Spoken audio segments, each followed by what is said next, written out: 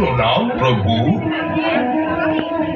হে ধর্মরাজ, ব্রহ্মাদেব, মহাদেব, কি ব্যাপার?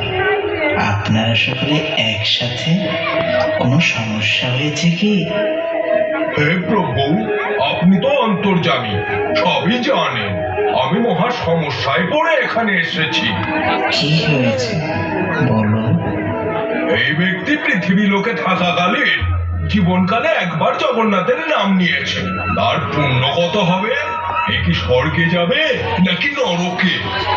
ধর্মরাজ, ব্রহ্মাদেব, মহাদেব, আপনারা কর্মফলের বিচারক, কিন্তু আমার নামের মহিমা বিচার করার অধিকার কেবল আমারই।